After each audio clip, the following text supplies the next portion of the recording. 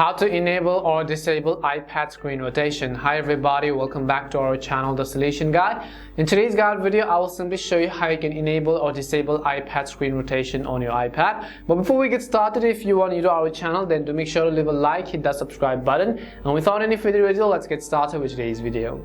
Now currently in my case, the screen rotation is turned on. If I swipe sideways, my home screen is going to get swiped sideways. And if I swipe to the front just like this, let me go ahead and show you, you can see it gets swiped to the front as well.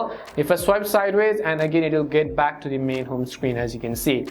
If you want to turn this thing off, then what you have to do is you have to simply turn the screen rotation off. In order to turn off screen rotation, from the very top right hand corner of the screen, you have to simply swipe down to the control center and you'll see this lock icon right over here, which is our screen rotating icon. So you can see this icon. I will simply tap on it and you can see it says rotation lock is currently on, which means that if it's sideways and you have locked the rotation, now even if you swipe it to the front or simply set it to front, you can see it doesn't really rotate. Now in order to turn that feature off again, we're going to swipe down and then simply turn it off.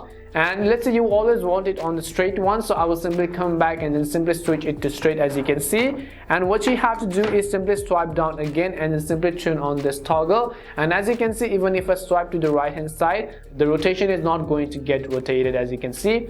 And if you want to disable it, we will simply swipe down from the top right and then simply tap on this toggle, and we will simply swipe down sideways.